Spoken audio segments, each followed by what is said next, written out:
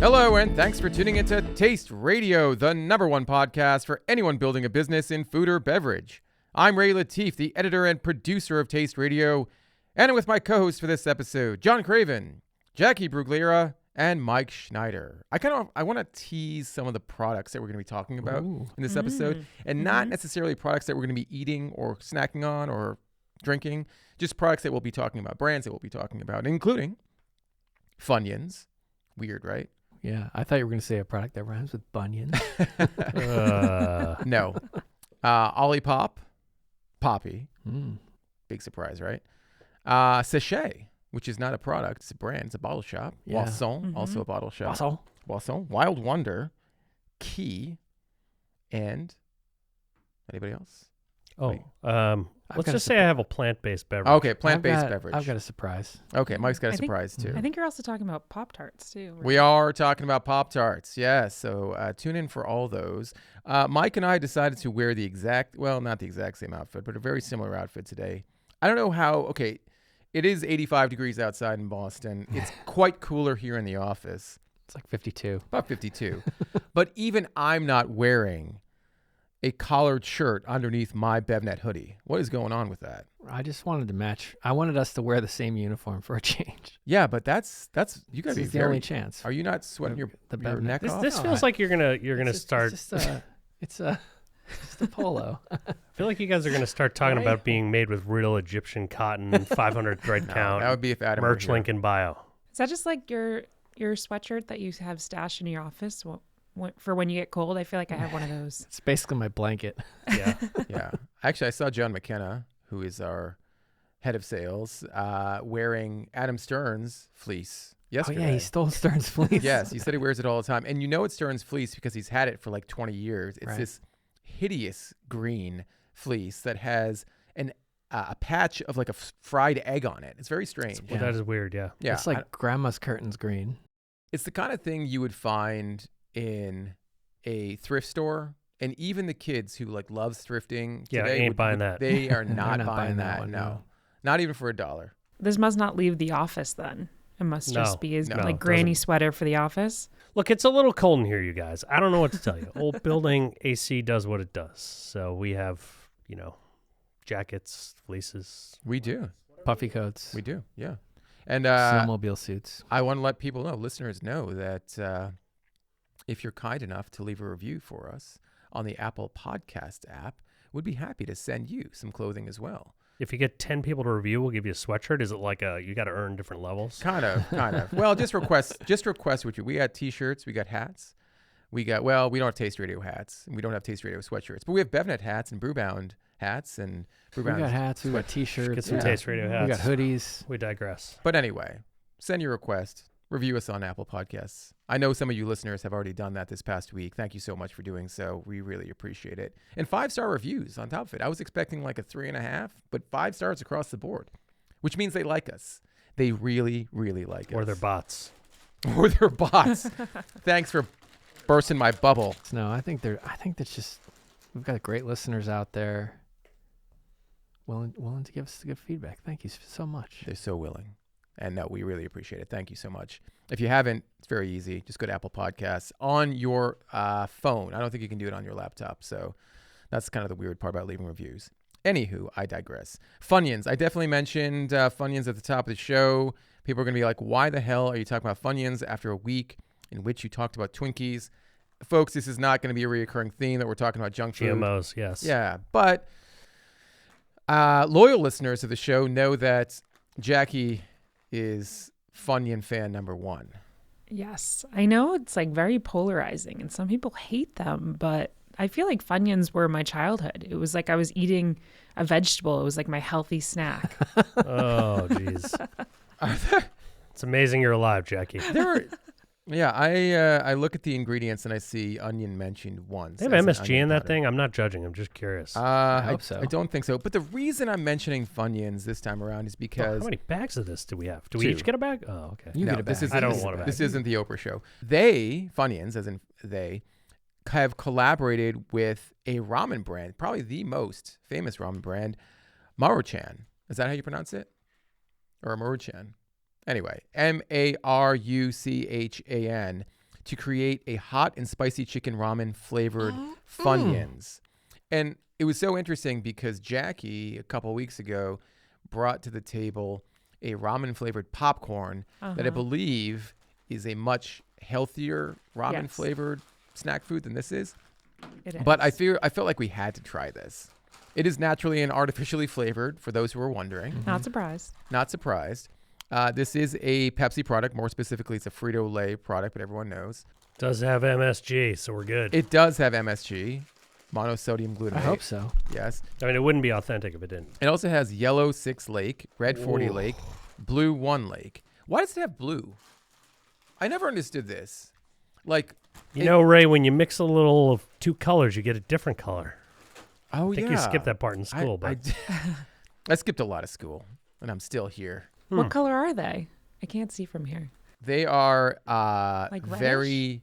They're like a burnt orange. Okay. This tastes like Jackie's childhood. Yeah, that's what I was going to say. I used to, when I thought I was like a top chef back in the day when I was a kid, I would take the ramen packets, like the sauce, the spices, and just put it on anything. Like noodles, just dry noodles, Wow. bread, toast. David Chang would be proud of you. I feel like that's a David Chang move to do. You know? He's actually been very outspoken about the fact that MSG is something that he uses. I don't want to be 100% quoting him on this, but I do recall him getting mad at the fact that MSG has been so vilified over the years when it does add quite a bit of flavor.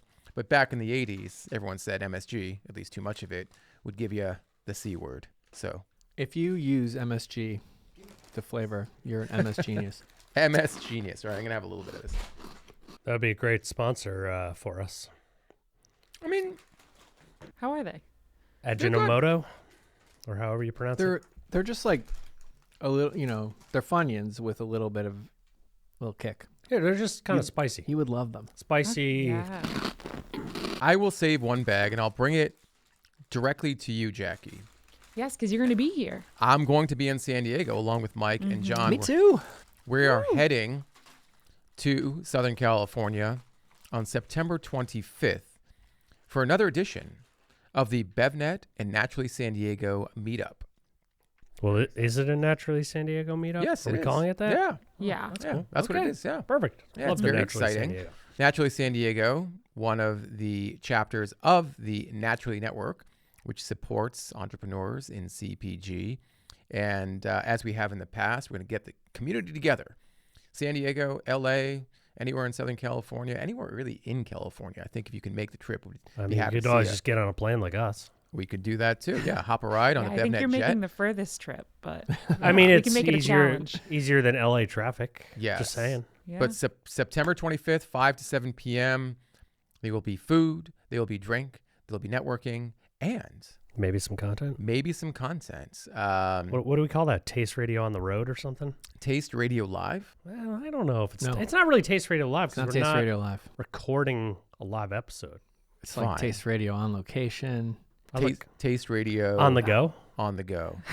Just for the two people who believed, we do not have a BevNet jet. BevJet. BevJet. Nope, not yet. How about Taste Radio near Costco? We have a Bev chopper, but not a jet yet. We bought a broken down Greyhound bus. That's about our speed. Okay. Ugh. Oh my goodness, that was A unexpected. Fung Wah bus, if anyone from the Northeast remembers that. Yes. No. You will never make it here if it was a Fung Wah bus. There's No. a 5% chance we make it. Fung Wah. 5% or 95% chance we drive off a cliff. $5 though.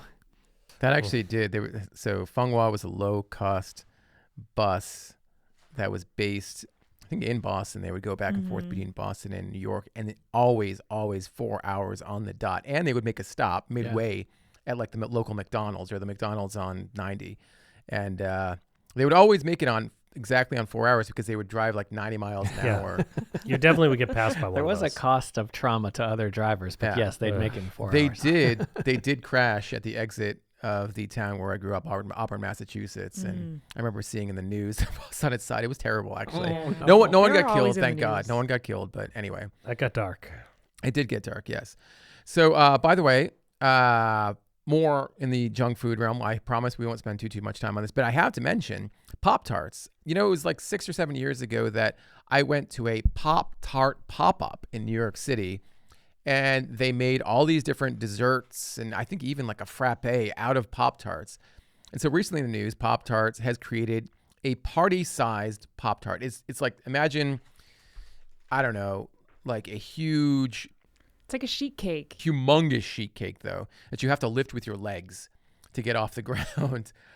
And it's humongous. And so I saw this on Instagram, figured I should mention it because our dear colleague, Shauna Golden, is our local Pop-Tart aficionado, or a resident Pop-Tart aficionado. And she was very happy that I mentioned this. And I'm going to try to get a sample.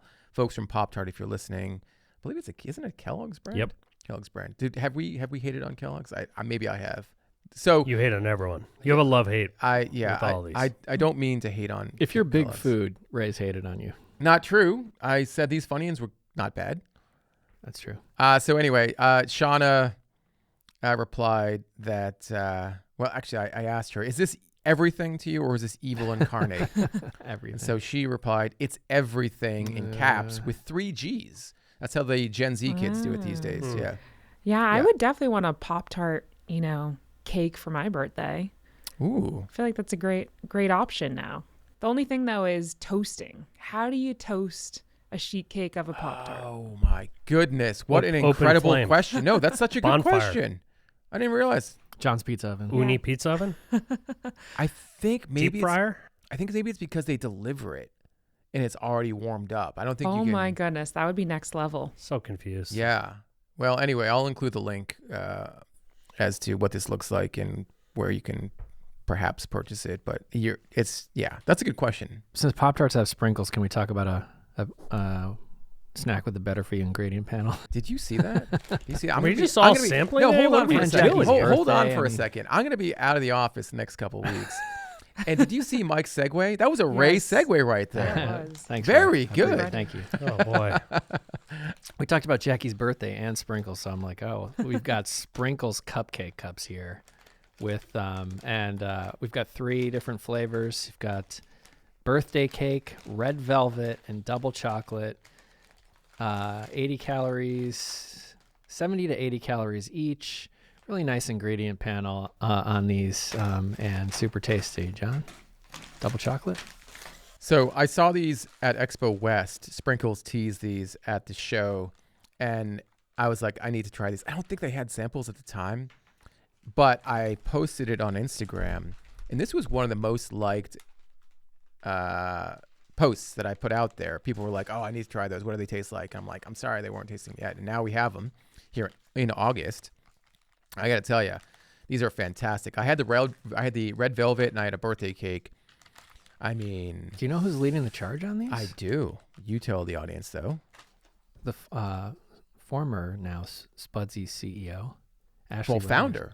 Founder and CEO, right? Yeah. Spudsy, Ashley Rogers. She's taken on the Sprinkles Cupcake Cup role, and she's created these. Yeah, because Sprinkles, this is their first. Well, they have bars now too, but they're just now getting into CPG or at least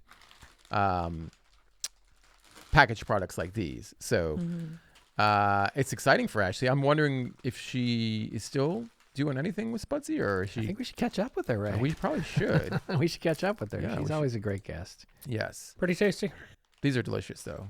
I feel bad. Jacqui does not have any Funyuns. She has no sprinkles, no Pop Living Tarts. through you all. More things that you need to bring to San Diego with you. Okay, good Even the call. birthday cake ones are good.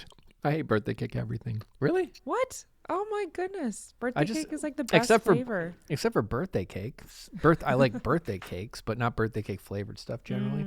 That's Okay. kind of Yeah, I don't like any of that stuff. I don't really like birthday cake flavor birthday cake.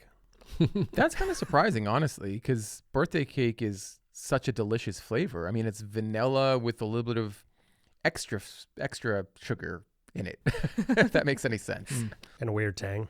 The birthday cake flavor that always threw me off, though, was the Bang birthday cake flavor. You know, Heck's that? Bang Energy, they had a birthday cake flavor that people raved about. Can't say I had that. It was very saccharine. People actually Yes. raving about it? Yes. I like, it was like their number one flavor. Oat House birthday cake's really good. Yes. Well done, Sprinkles. Well done, Ashley Rogers. We got to catch up with you soon. Yeah. So in the news this week on BevNet, if you're an insider, you would probably know this already, but Olipop, the leading brand of gut-healthy sodas, or we'll just call them better-for-you sodas, recently announced a new shelf-stable line. So they're selling shelf-stable multi-packs in 4-can varieties. They have cherry cola, classic root beer, cream soda, lemon lime, strawberry vanilla, and classic grape. They're going to launch in select retailers such as Walmart, Meijer, and H-E-B. This is big news because forever, Olipop was a refrigerated brand, or has been a refrigerated brand, and they did so because their key ingredients needed to be refrigerated to be efficacious. And so they figured out a way to create a product that is just as efficacious but shelf stable. And it's going to, I would assume, open up the door to many new distribution opportunities outside of the cold chain. And it'll probably close the door on the refrigerated product eventually. One would think so, yes. Yes. I mean, no benefit to continuing with that if you don't need to. Well, I got to tell you, Ben Goodwin and David Lester, whom I spoke with recently and who we're going to feature in a upcoming episode of Taste Radio, stay tuned for that, didn't mention anything about a potential discontinuation of the refrigerated line. But one would expect Well, that. why would they? They have a lot of inventory out there.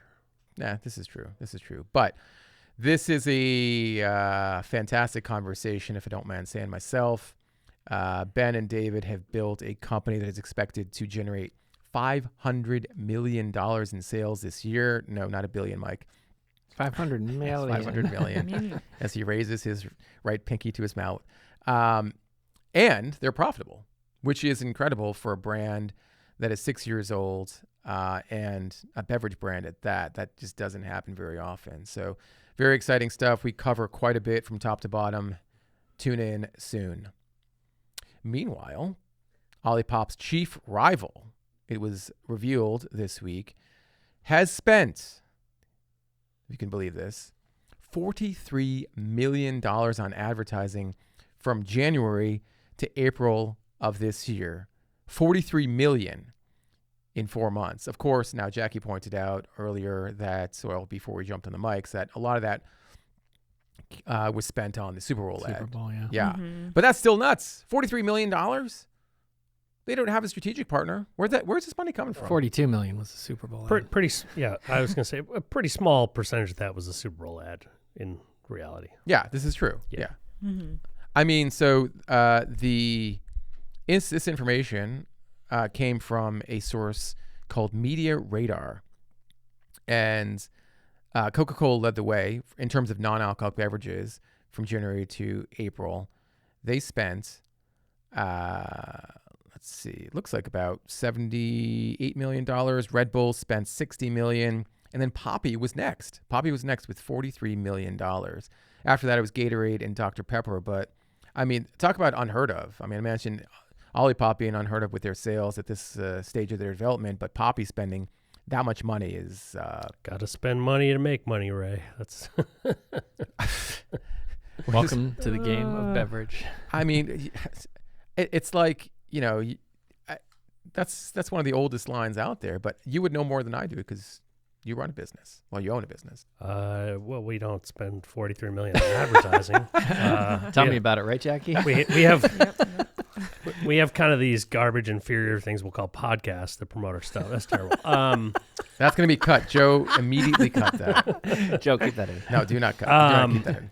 No, I mean, I think it is hard not to look at that and, you know, again, look at the team that is running that and where the money's come from and how much money they're spending. Let's offer some context. Who is the team that you're referring to, or what is the team? Well, referring to?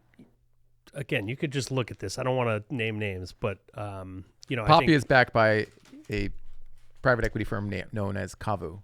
Right, and also I think, you know, some of the people that are involved in it who have been at other beverage companies, you know, again, I think there's kind of only one playbook that they're running, and this, I think the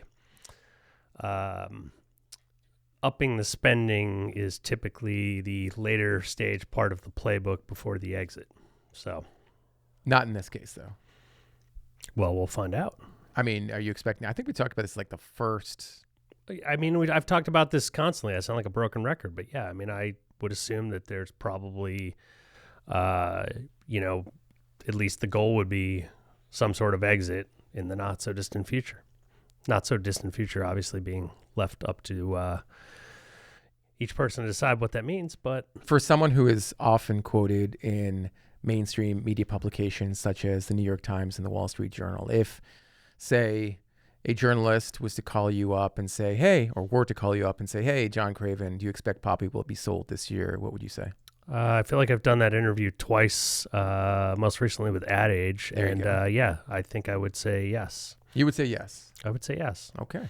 I mean, you know, if you just think about this sort of logically, there's kind of, if your goal is profitable company, $43 million of advertising is probably, for a beverage company, I'm not sure that's going to get you there. That seems like that erases any chance of profit.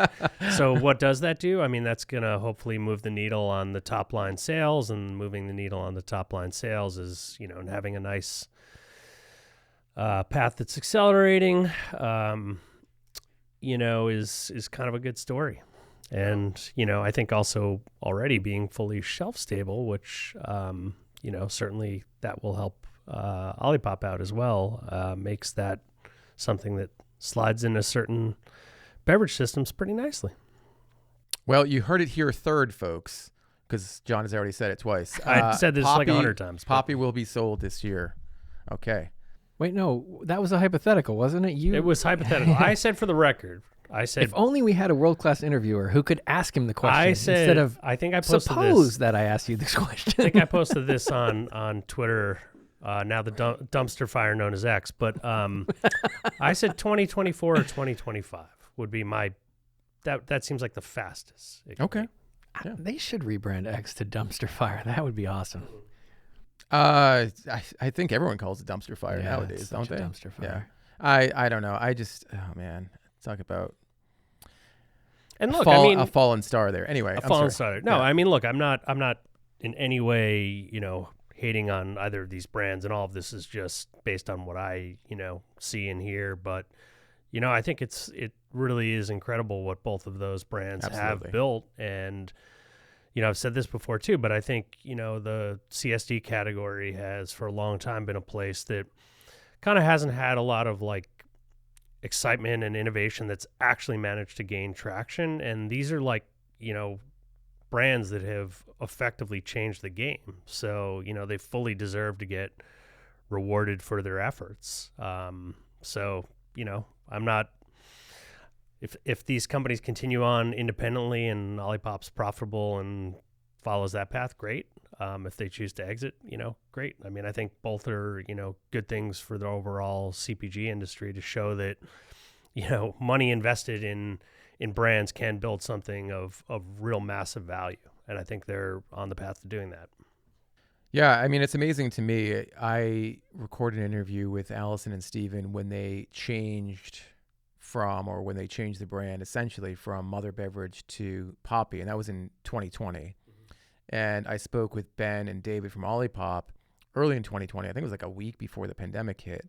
And just to see the growth that those brands have experienced in the past 4 years, they're outliers for sure, but they've built a whole new subset that just didn't exist before 2020, really. I think the last thing I would just add on that is that, you know, as much as they sometimes hate on one another, subtly or less subtly sometimes, they kind of do need each other. I mean, I don't think either one of them could have built this category up to what it is right now if it were just one of them going it alone. So, you know, take that for what it's worth. But I think, you know, it is really hard to build a category and build something that people take seriously when you're like the only one doing it. Right. No one's trying to do it. That generally means it's not a good idea. So. Yeah, it's not exactly Coke Pepsi, but it's somewhat like that. I think the more recent example might be Vita Coco and Zico. Yeah, for sure. Yeah. Well, Mother Beverage won the New Beverage Showdown before it was Poppi. Won the New Beverage Showdown. I think it was in 2017, 18, I want to say. Yes, that was the same year that a lot of brands that participated in that competition showed out. I thought that was a great show. And I bring up BevNet Live because just before BevNet Live, we're going to be hosting our NOSH Live show. NOSH Live Winter 2024 has just announced its first 2 speakers of the show, and they are some powerhouses in our industry. They are Justin Gold and Jane Miller. Justin Gold, the founder of Justin's, talk about a great brand of peanut butter cups and peanut butter products. Oh my God, one of my favorites. Yes, he is the Chief Innovation and Strategy Officer of Rudy's, and Jane Miller is the CEO of Rudy's. Rudy's is a maker of organic and gluten-free breads and bakery products. Most recently, they introduced a line of Sandoz, peanut butter and jelly Peanut butter and Sandoz, jelly and Sandoz. some breakfast sandwiches, Super good. and some Texas toast, all of which are amazing. So very excited. They're going to be speaking at NOSH Live. I've interviewed both of them for Taste Radio. They are just fantastic speakers and inspirational. In particular, Justin, who has been working with early stage entrepreneurs for a long time. I believe he was an instructor or a mentor at the University of Colorado Boulder, or maybe I'm forgetting which university, but where they're based, I think. Yeah, he's worked with a lot of folks and been a huge help to so many people in this industry. So if you're thinking about attending NOSH Live, you should, because you have an opportunity to meet Justin and meet Jane and meet so many other people that are attending this incredible show. Meet some retailers. We've got all kinds of great stuff planned. Wait till you see. Get your ticket. Fun times on the roof. Oh, yeah. I was going to say that without no context. Yeah. Sunsets. And the Bevcopter. Order the Nosh chopper. We'll skin it, the NOSH chopper for that day. Noshper. No, I can't do it. Anyway. Bottle shops back in the news. More specifically, non-alcoholic bottle shops back in the news. One bottle shop, there's good news. One bottle shop, not so good news.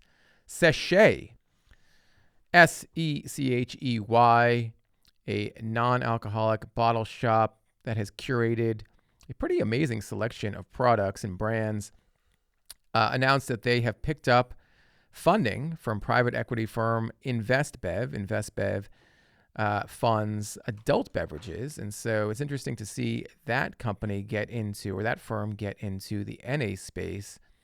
Sechey was founded by Emily Heitz in 2021 as a brick and mortar boutique for NA alcohol alternative drinks.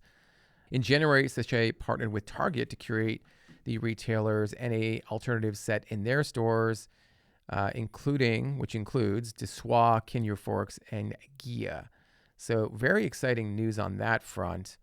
And not the first time we've seen an investment group fund a bottle shop, a non-alcoholic bottle shop. Of course, we saw Constellation Ventures, or was it Pernod? Pernod, excuse me. We saw Pernod's investment arm invest in Boisson.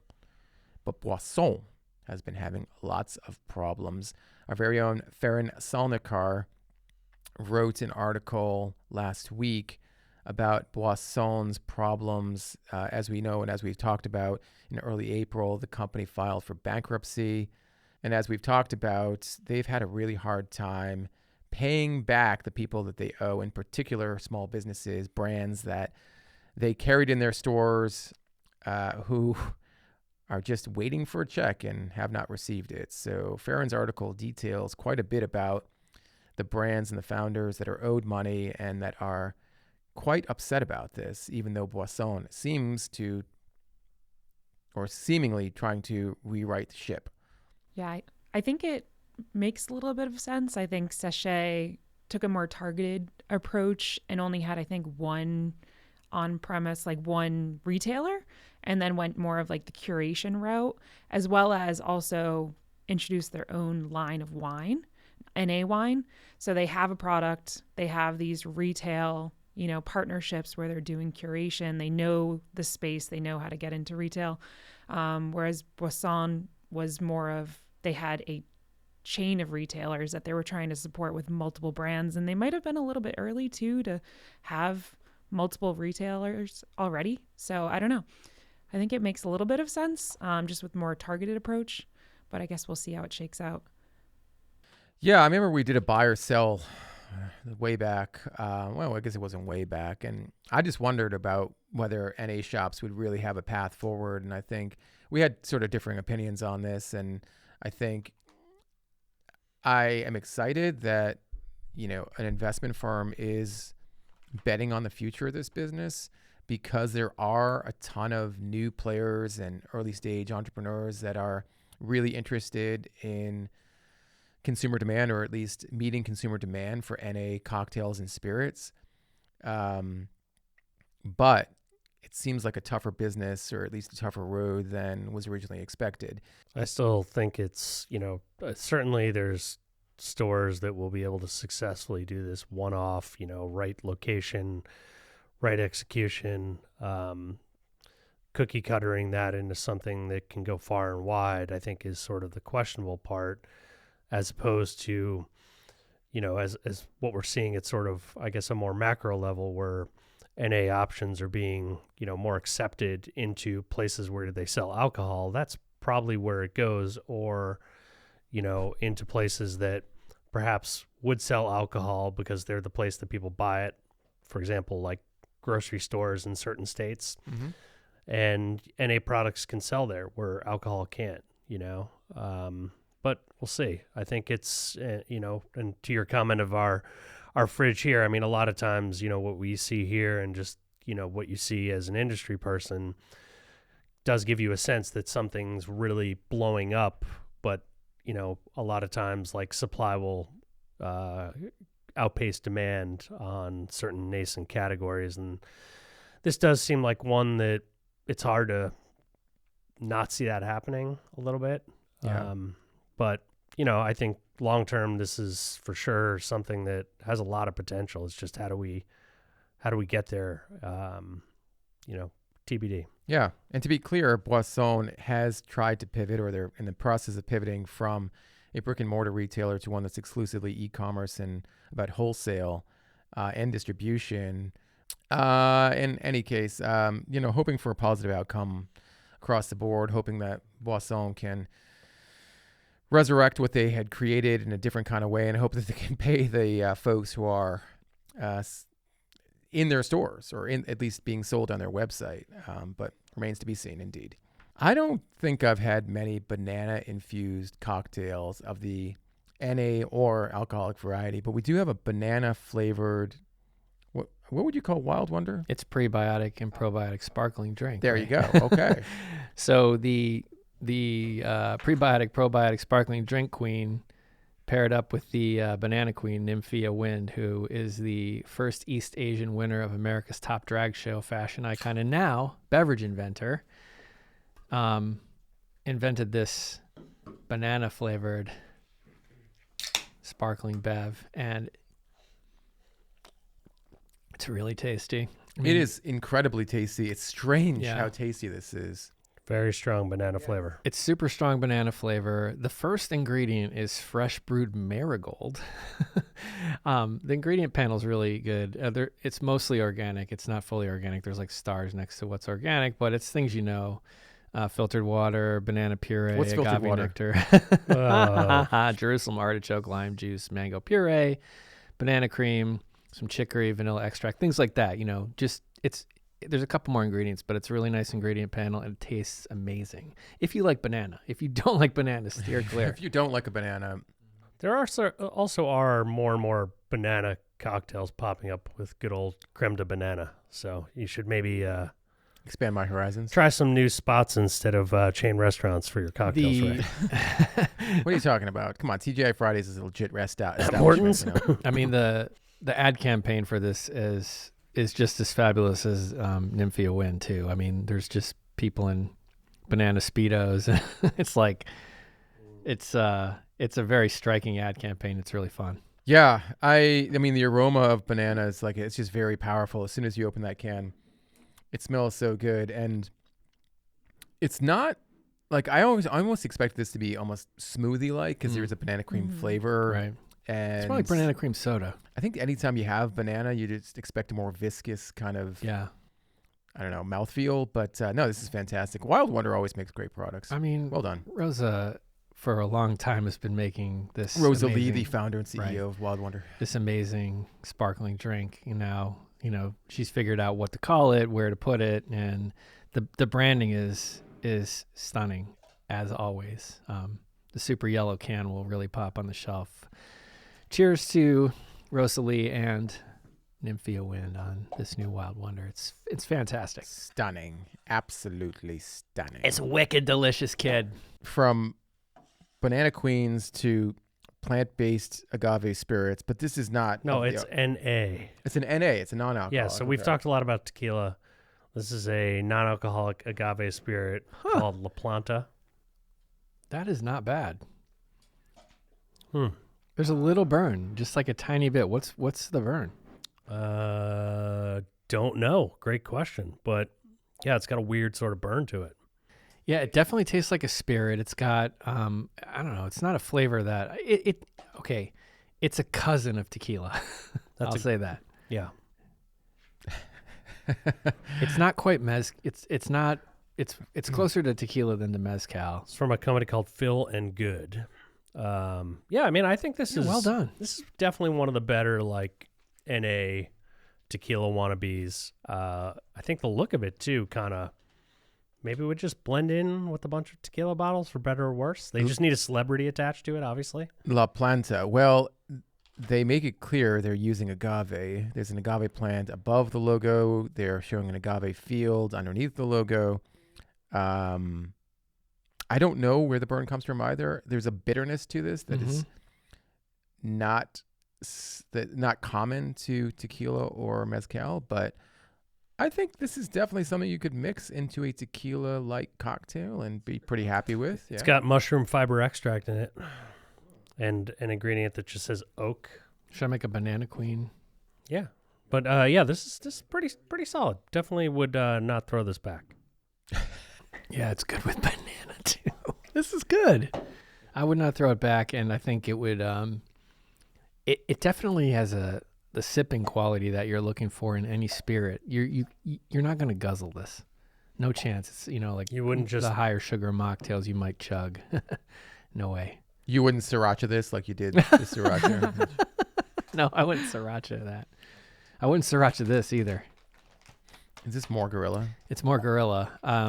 So, as you know, Gorilla, as you know by now, Gorilla is a maker of packaged hemp-derived cannabis products. And in my hand, I have the hemp-derived HHC gummies.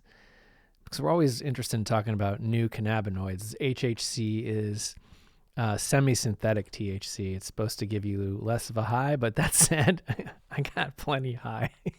Oh, boy. I had a quarter of one of these, and I started pretty much laughing uncontrollably. But the onset was quick. I don't know. These are good products. I wonder if 5 years ago you thought you would ever admit in public that you were high. Probably not. I mean, I wouldn't. Well, not only would I have not admitted it in public, I would not have been high. There you go. Fair so enough. I wouldn't have tried it. And now that it's legal, I'm kind of curious. That was the reason you were holding off. He was that one guy I was. in the data. Have a toke, Mike. No, it's illegal. Well, I don't smoke anyway. I don't really like smoking. As he's blowing a stop so sign it and wasn't texting. It wasn't like I wasn't really set up to like cannabis. But in edible form, it's not bad. This gummy had quick onset, and also they have some shots too that are pretty great. Yeah, Gorilla. Yeah, HHC. They don't know the long-term effects of it, so I'm taking one for the team here. Thank you. You're the gorilla guinea pig. Next week when Mike's not on the podcast, people will be left wondering what happened. All I can say now is thank you for your service to BevNet and Taste Radio, Mike. It did have one weird effect, though. I mean, I got Jacqui. You ever get the dry mouth? I got dry mouth, Yes. and then everything I ate tasted a little bit like grass. Interesting. I ate some cherries, and they were That was weird. I was going to say, is the weird effect what we're just looking at right now? Probably. Makes sense. I only ate a quarter of the gummy.